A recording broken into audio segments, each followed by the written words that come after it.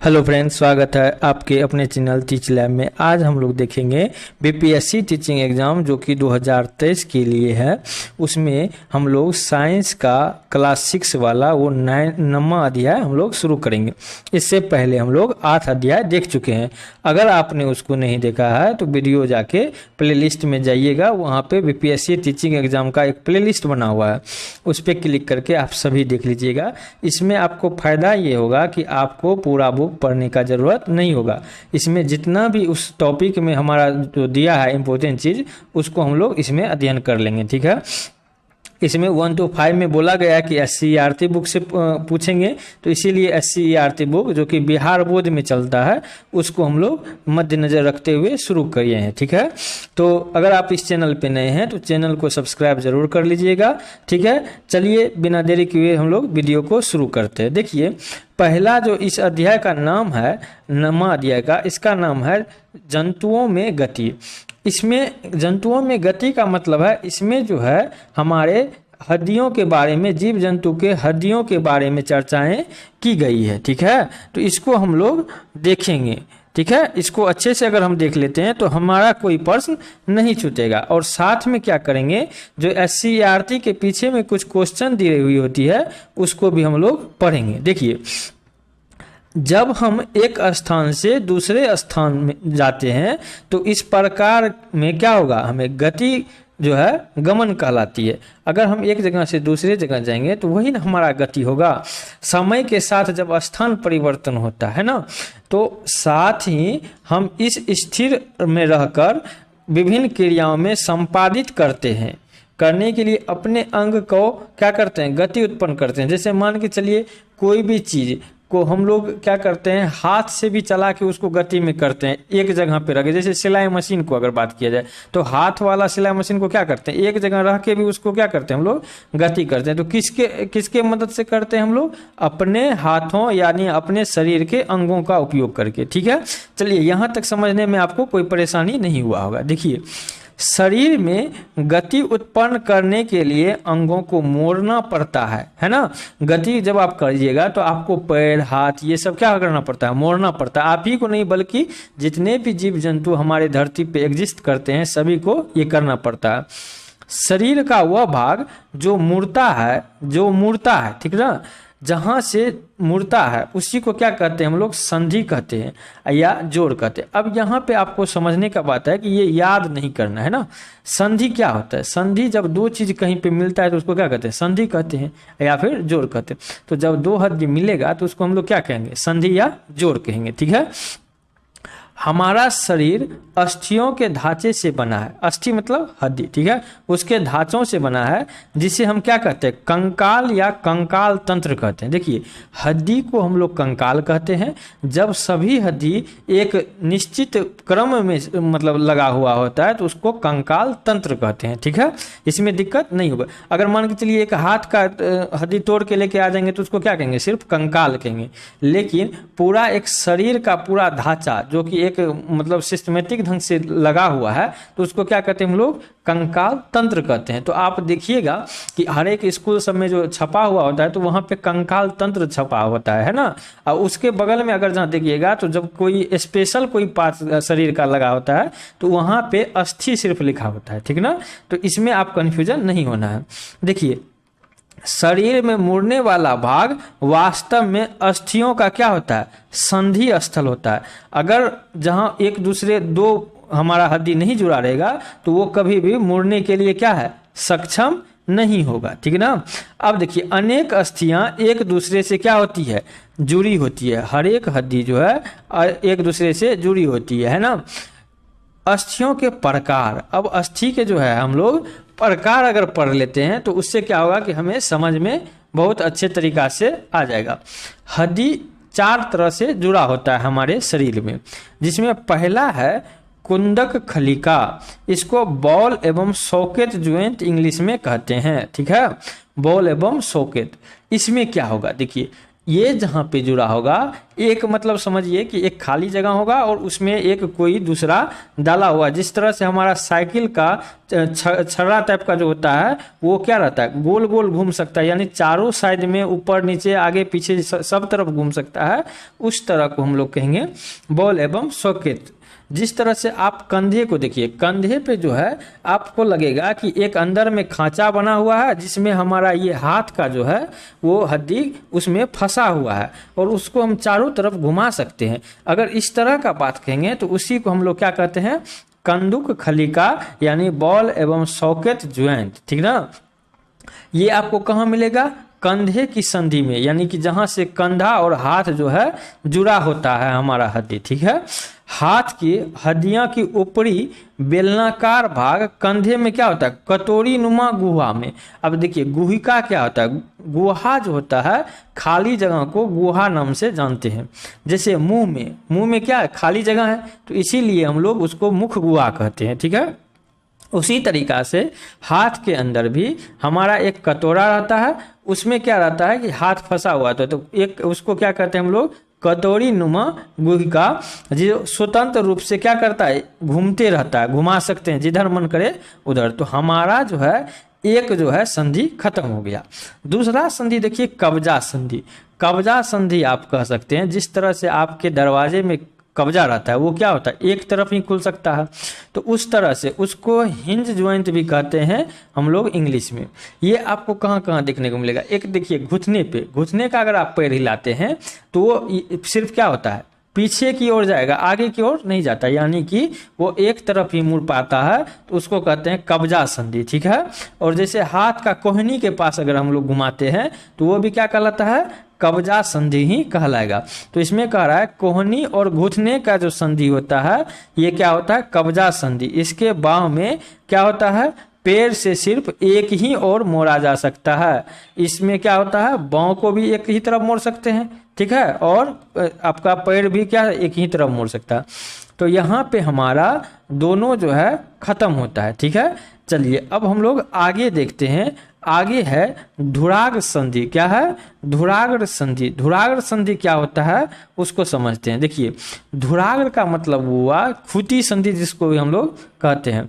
खूंटी संधि क्या होता है, जैसे मान के चलिए कि गर्दन है, गर्दन क्या होता है, एक ऐसे करके बना होता है, इस पे फंसा होता है हमारा मुंह, ठीक ना, जो हम 90 डिग्री तक घुमा सकते हैं चारों साइड, अपना जिधर मन करे जितना तक हम लोग 180 डिग्री तक क्या कर सकते हैं, इसको 90 डिग्री इधर 90 डिग्री उधर घुमा सकते हैं। तो इसको कहते हैं हम लोग धुराग्र संधि, ठीक है। जैसे मान के चलिए ये हमारा क्या होता है, यहाँ पे गर्दन यहाँ पे लगा होता है ना, तो यहाँ पे हमारा सिर क्या होता है, घूम सकता है 180 डिग्री तक, तो इसी को ही हम लोग क्या कहते हैं, धुराग्र संधि। धुराग्र संधि क्या होता है, यह गर्दन और सिर को जोड़ने वाली संधि है। इसके द्वारा सिर के आगे पीछे बाएं दाएं घुमाया जा सकता है, उसी को क्या कहेंगे हम लोग, धुराग्र संधि कहेंगे। यहाँ तक दिक्कत नहीं है।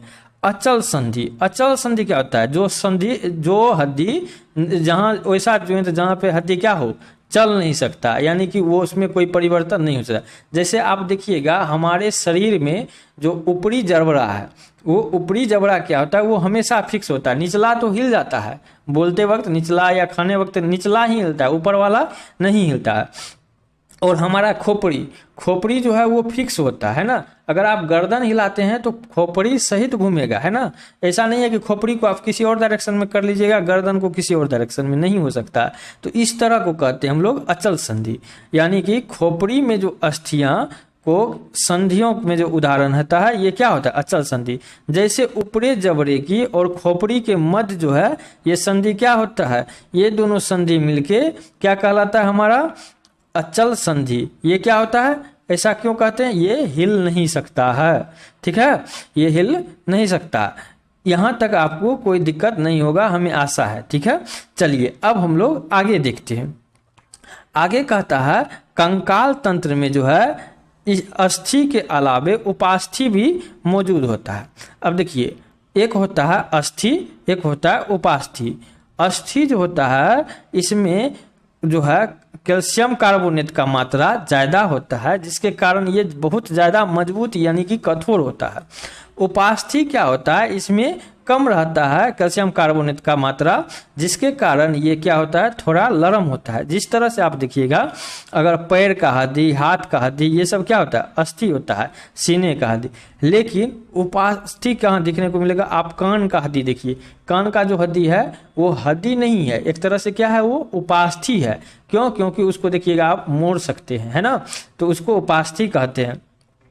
उपास्थि भी क्या रहता है, हमारे शरीर में मौजूद रहता है। ये अस्थि की तरह कठोर न होकर ये क्या होता है, लचीला होता है, जैसे कान का, है ना। कंकाल जो है मानव शरीर के एक आकृति प्रदान करता है। अगर हड्डी नहीं रहे ना हमारे शरीर में तो वो आकृति प्रदान नहीं कर पाएगा, एक अच्छा शेप नहीं दे पाएगा। हड्डी के कारण ही आपका शेप किस तरह से होगा वो हो पाता है, ठीक है। तथा मानव शरीर के गति में क्या करता है, हमारा हड्डी सहायक होता है, अस्थियां सहायक करता है गति करने में, ठीक है। अब देखिए, अस्थियों में गति उत्पन्न करने के लिए उसके साथ पेशियां जुड़ी होती है। क्या होता है, मांसपेशियां, ठीक है। पेशियां के एकांतर जो है क्रम में सिकुड़ने, अगर मान के चलिए हमारा जो मांसपेशी है वो अगर सिकुड़ेगा नहीं सही समय पे, जब हम मोड़ना चाहे तो क्या वो हमारा चल पाएगा, हम लोग नहीं चल पाएंगे, ठीक ना। तो उसको सिकुड़ना भी क्या है, सही क्रम में जरूरी है जब हम लोग चाहें। तो क्रम में सिकुड़ने और फैलने में अस्थियों की गति उत्पन्न होती है ना। अब देखिए, केंचुओं में जो गति होती है वो शरीर के पेशियां बारी बारी से सिकुड़ कर आगे फैलने से होती है। जैसे मान के चलिए केंचुआ क्या करता है, ऐसे करके, जैसे मान के चलिए वो सीधा है तो फिर वो क्या करेगा, अपना जो है हड्डी ऐसे करके कर लेता है, फिर इसको आगे घसका के फिर एक सीधा करता है, फिर पीछे को ऊपर करता है, इस तरह से आगे बढ़ता है। तो वो क्या करता है, बारी बारी से अपना शरीर को क्या करता है, सिकुड़ के उसको आगे फैलाने में मदद करता है। शरीर के अंध सतह पर सूर्य केंचुए की भूमि पर पकड़कर बनाने में क्या करता है, उसका सहायक करता है।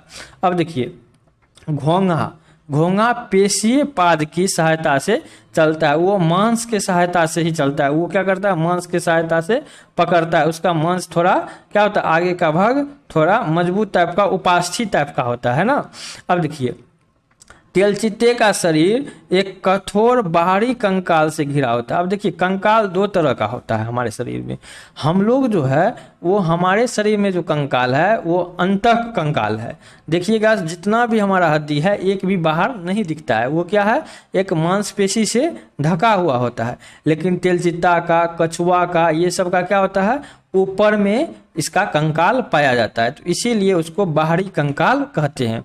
अब देखिए, कछुआ में दोनों कंकाल पाया जाता है, क्योंकि उसका जो मुंह और शरीर होता है उसके अंदर भी कुछ हड्डियां पाई जाती है, और ऊपर में जो एक कटोरा टाइप का कठोर होता है वो भी हड्डी का ही बना होता है, तो उसको भी हम लोग अस्थि में ही कहते हैं। एग्जाम में पूछता है कि मतलब कछुआ में कौन सा हड्डियां पाई जाती है, तो उसमें दोनों हड्डियां पाई जाती है। अब देखिए, इनमें से 3 जोड़ी जो है पैर होता है, किसमें, तो तेलचित्ता में 3 जोड़ी पैर और 2 जोड़ी पंख होता है, यानी कि 6 गो पैर होता है और 4 गो पंख होता है, ठीक है। जो तेलचित्ते के चलने में और उड़ने में क्या करता है, मदद करता है। पक्षी का शरीर हल्का होता है क्योंकि इसकी अस्थि में क्या होता है, वायु भरा होता है। क्यों? क्योंकि इसमें वायु प्रकोष्ठ होता है, ठीक ना। अब देखिए, वायु प्रकोष्ठ होता है जिसमें क्या होता है, हवा भरी होती है। अब हवा भरी है तो मछलियों का, अब मछलियों का देखिए, मछली का शरीर जो है वो क्या होता है, धारा रेखीय होता है, ठीक है। मछलियों का शरीर जो है वो धारा रेखीय। अब देखिए, पक्षी का शरीर हल्का नहीं होगा तो वो उड़ नहीं पाएगा, है ना, तो उसका हड्डी भी क्या होता है, हल्का होता है ना। अब देखिए, जो पक्षों की सहायता से क्या करता है, तैरता है। मछली क्या करता है, पक्षों के सहायता से तैरता है। सर्प क्या करता है, अपने शरीर के दोनों ओर एकांतर क्रम से बलय बनाकर, बलय मतलब क्या होता है, गोल गोल घुमा के, ठीक ना, बनाते हुए आगे की ओर फिसलता है। तो यहाँ पे आपका ये टॉपिक का मेन पॉइंट खत्म हो गया, ठीक है। अब जो है हम लोग कुछ इसमें क्या क्या है कि सारणी तालिका दिया गया है, उस तालिका को हम लोग भर के थोड़ा देख लेते हैं ताकि कुछ हमारा छूटे ना, ठीक ना। अब देखिए यहाँ पे आपको समझ में आ जाएगा। देखिए अगर बात किया जाए जंतु का, तो जंतु जो है गाय, घोड़ा, सांप, पक्षी, कीट, मछली, मेढक और छिपकली, ठीक ना। अब देखिए गमन में प्रयुक्त अंग, गाय किससे चलता है? पैर से, घोड़ा पैर से, सांप जो है वो संपूर्ण शरीर से, पक्षी किससे? पंख से, कीट किससे? पंख से, मछली किससे? पक्ष से तैरने का काम करता है ना। मेढक किससे? पैर से, छिपकली वो भी संपूर्ण शरीर से। देखिए जो भी रेंगेगा वो संपूर्ण शरीर से ही काम करेगा। तो सांप और हमारा छिपकली ये दोनों क्या करता है? रेंग कर ही चलता है। देखिएगा कभी गलती मत कर दीजिएगा कि छिपकली को 4 पैर होता है तो चल के चलता है, नहीं। छिपकली हो गया, मगरमच्छ हो गया और सांप, ये सभी क्या करता है? रेंग के ही चलता है। अब देखिए गाय जो है, गाय क्या करती है? गाय चलती है, घोड़ा दौड़ता है, सांप रेंग कर, पक्षी उड़कर अपना गमन करता है, और कीट का क्या करता है? उड़कर, मछली क्या? तैरकर, और मेढक कूदकर, छिपकली क्या करता है? रेंग कर अपना गमन करता है एक जगह से दूसरी जगह, ठीक है। चलिए ये तालिका हमारा खत्म होता है। एक तालिका और है इसी टॉपिक में, उसको भी हम लोग देख लेते हैं। देखिए इसमें क्या होता है कि एक ही वीडियो में हम लोग पूरा अच्छे से एक चैप्टर खत्म कर लेते हैं, ठीक ना। इसमें फिर हम दोबारा नहीं पढ़ते हैं। इसमें क्या होता है कि जो पीछे में कुछ क्वेश्चन है उसको भी हम लोग साथ ही देख लेंगे, ठीक ना। चलिए अब हम लोग देखते हैं इसमें कि क्या है, ठीक है। चलिए अब हम लोग थोड़ा एक और है जिसको हम लोग देखने का काम करेंगे, ठीक है। चलिए देखिए अब यहाँ पे हम लोग समझेंगे शरीर का भाग, जैसे कि उंगली, हाथ की जो उंगलियां हैं, कलाई, कोहनी, बाँह, गर्दन, ये क्या करता है? पूर्णतः घूमता है कि नहीं? हाथ की उंगली पूर्णतः नहीं घूमता है, कलाई भी नहीं, कोहनी भी नहीं, लेकिन बाँह क्या होता है? पूरा घूमता है। क्यों? क्योंकि वहां पे जो है बॉल एवं सॉकेट का ज्वाइंट है। गर्दन भी क्या होता है? पूरा घूमता है। अब देखिए अंशतः कौन कौन घूमता है? हाथ की उंगली हल्का सा घूम सकता है एक तरफ, उसको क्या कहेंगे? अंशतः। कलाई क्या होता है? वो अंशतः घूमता है। कोहनी अंशतः हमारा नहीं घूमता है। बाँह ये नहीं घूमता है। गर्दन नहीं घूमता है ना। अब देखिए जो है झुकता है कि नहीं? तो हाथ की उंगलियां झुकता है ना। नीचे की ओर कीजिएगा तो हो जाएगा।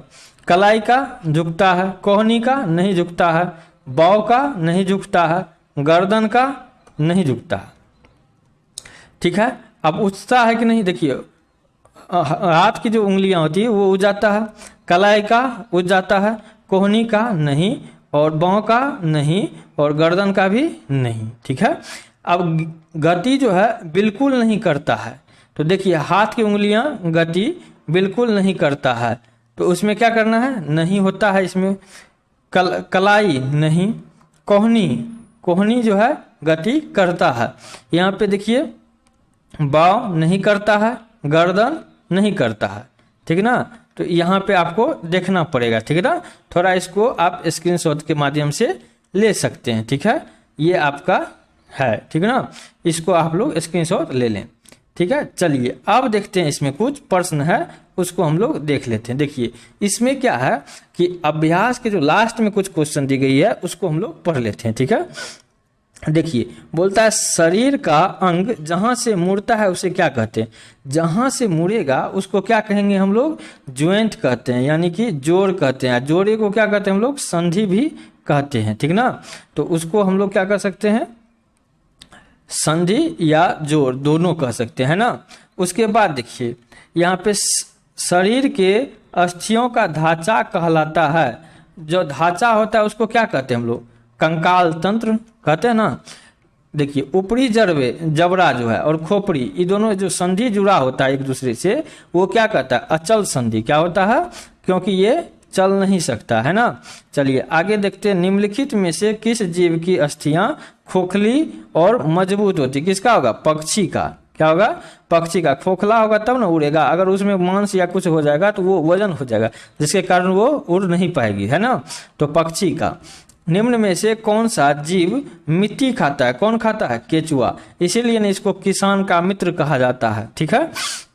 रिक्त स्थानों की पूर्ति करे। इसमें देखिए रिक्त स्थान में भरना है कब्जा संधि, मांसपेशी संधि, गति, मांसपेशी को, गति को और कंकाल तंत्र को। तो इसमें देखते हैं हम लोग पहला, इसमें बोला है अस्थियों की संधियां शरीर में डैश सहायता करता है। ये क्या करता है? ये गति में करने में सहायता करता है, ठीक ना। ये क्या करता है? गति करने में सहायता करता है। आगे देखते हैं, आगे का क्वेश्चन है आपको यहाँ पे देखने को मिल जाएगा। एक सेकेंड, हाँ देखिए ख नंबर क्वेश्चन क्या कहता है। ख नंबर क्वेश्चन कहता है अस्थि एवं उपास्थि संयुक्त रूप से शरीर में डैश बनाती है। अस्थि और उपास्थि दोनों क्या करता है? ये जो बनाता है इसको क्या कहते हैं? कंकाल तंत्र, है ना। इसको क्या कहते हैं? कंकाल तंत्र, ठीक है। चलिए, कोहनी की अस्थियां डैश से जुड़ी होती है? कब्जा संधि से। किससे? कब्जा संधि, या इसको हिंज संधि कहते हैं इंग्लिश में, हिंज संधि, ठीक है। गति करते समय डैश का संकुचन अस्थियों में खींचता है। कौन सा? मांसपेशी, है ना। मांसपेशी जो है इसी के मदद से, ये संकुचन नहीं होगा तो हम लोग आगे नहीं बढ़ पाएंगे, है ना। तो यहाँ पे आपका 2 नंबर क्वेश्चन खत्म होता है, ठीक है। चलिए आगे हम लोग देखते हैं 3 नंबर क्वेश्चन, है ना। 3 नंबर क्वेश्चन कहता है कि निम्नलिखित के कथनों में आगे सत्य या असत्य के बारे में लिखना है। देखिए, सत्य जो होता है यहाँ पे सभी जीव जंतुओं, क्या कह रहा है? देखिए, सभी जंतुओं की गति का चलन बिल्कुल एक समान होता है। नहीं, कुछ रेंग के चलता है, कुछ हमारा आराम आराम से चलता है, कुछ घिस कर चलता है ना। तो सभी का गलत, ये क्या हो जाएगा? गलत हो जाएगा। उपास्थि अस्थि की अपेक्षा कठोर होते नहीं। उपास्थि जो है वो क्या होता है? मुलायम होता है और अस्थि मजबूत होता है। तो बोलता है उपास्थि अस्थि की अपेक्षा कठोर होती नहीं। क्या होता है? यहाँ रहता अस्थि उपास्थि की अपेक्षा कठोर होता है, तब हम लोग सही मानते हैं ना। उंगलियां की अस्थियां जो है संधि नहीं होती है। उंगलियों की अस्थियों में संधि नहीं होती है। तो ये हमारा क्या होता है? उंगलियों में संधि नहीं होता है। ये आप सही है, ये आपका। अग्रभुजा में 2 अस्थियां होती है। हाँ, रेडियस और अल्ना, ठीक ना, नाम है वो हड्डी का। 2 भुजाएं में इसमें होता है। तेलचित्तों में बाहरी कंकाल पाया जाता है। हाँ, उसमें और कछुआ में, दोनों में पाया जाता है, ठीक है। चलिए और हम लोग आगे देखते हैं। इसका स्क्रीनशॉट चाहे तो आप ले सकते हैं, ठीक है। चलिए आगे देखते हैं हम लोग प्रश्न नंबर 4। इसमें क्या करना है? मिलाना है, ठीक ना। इसमें मिलान करने वाला है। इसमें देखिए आप कॉलम 1 से दूसरा में इसमें मिलाना है, ठीक है। देखिए इसमें जो है बोल रहा है ऊपरी जबड़ा। ऊपरी जबड़ा क्या होता है? एक अचल संधि होता है। तो खोजेंगे कहाँ है अचल संधि? तो ऊपरी जबड़ा जो है एक अचल संधि होता है। मछली क्या होता है? मछली एक धरारेखीय होता है। तो इसको खोजेंगे कहाँ पे है? यहाँ पे आपको देखने को मिल जाएगा, मछली एक धरारेखीय। अच्छा, इसमें एक पक्ष भी होता है। देखिए यहाँ पे कहीं दिया हो, यहाँ पे देखिए ये पक्ष। तो इसका को और छो दोनों हो जाएगा, ठीक है। उसके बाद देखिए पसलियां। पसलियां क्या होता है? ये जो है हृदय को क्या करता है? सुरक्षा देता है ना। ये पसलियां हृदय को सुरक्षा देता है। और ये क्या होता है? ये और कुछ नहीं होता। घेंगा। घोंघा जो होता है वो क्या करता है? घोंघा जो है वो आप देखिएगा तो वो बहुत धीमी से चलता है ना। वो क्या करता है? बहुत धीमे से चलता है। साथ में और क्या करता है? वो जो है उसमें घोंघा में एक बाहरी कंकाल होता है। तो कछुआ, तेलचित्ता और घोंघा, ये दोनों में क्या होता है? तीनों में बाहरी कंकाल होता है। और ढेर सारा है, ठीक ना। उसके बाद देखिए तेलचित्ता में क्या होता है? इसमें भी क्या होता है? बाहरी कंकाल होता है ना। बाहरी कंकाल होता है। और साथ में क्या होगा? और साथ में ये हवा में भी उड़ जाता है ना। तो इस तरह से आप मिला सकते हैं, ठीक है। चलिए अब हम लोग देखते हैं 5वां क्वेश्चन, ठीक है। 5वां क्वेश्चन और अंतिम क्वेश्चन हो जाएगा। उसके बाद हमारा इसका स्क्रीनशॉट लेना चाहते हैं तो आप ले सकते हैं, ठीक है। चलिए अब हम लोग आगे देखते हैं 5वां। निम्न प्रश्नों का उत्तर दीजिए। इसमें बोल रहा है हड्डियों के बारे में चर्चा किया है ना। तो इसमें देखिए बोल रहा है कि कुंडक खलिका संधि क्या है? देखिए कुंडक आपको कहाँ मिलेगा? गर्दन के ऊपर वाला भाग। तो गर्दन की संधि को क्या कहता है? कंदुक खलिक जो है कहते हैं। इसमें क्या होता है? बॉल सॉकेट जॉइंट के नाम से भी इसको जाना जा सकता है ना। कुंडक खलिका जहाँ पे आपका ये जो हाथ का जो घुसा हुआ होता है ना, कटोरी नुमा जो बताए थे, वो हमारा देखिए। अब कपाल की अस्थि कौन सी गति करती है? कपाल की अस्थि क्या होता है? किसी भी प्रकार का गति नहीं करता है, क्योंकि ये किस जॉइंट से जुड़ा होता है? अचल संधि से जुड़ा होता है ना, इसीलिए कोई नहीं करता। हमारा कोहनी पीछे और आगे क्यों नहीं हो सकता? क्योंकि ये कब्जा संधि से जुड़ा होता है ना। ये क्यों नहीं होता है? क्योंकि ये कब्जा संधि से जुड़ा होता है। हमारी कोहनी पीछे और आगे नहीं मुड़ सकती है, क्योंकि हमारी कोहनी संधि जो है किससे बनी है? कब्जा संधि से जुड़ी हुई होती है, और सिर्फ ऊपर के उठ सकती है और मुड़ सकती है। अब अगला देखते हैं घ नंबर।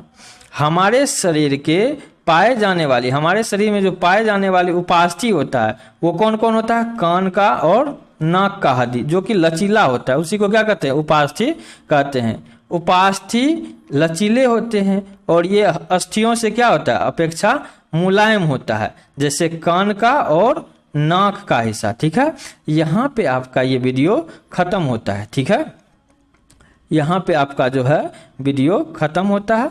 आपको ये वीडियो कैसा लगा कमेंट सेक्शन में ज़रूर बताएं। चैनल पे नए हैं तो चैनल को सब्सक्राइब जरूर कर ले, अपने दोस्तों के साथ शेयर करें। चलिए मिलते हैं अगले वीडियो में, तब तक के लिए धन्यवाद।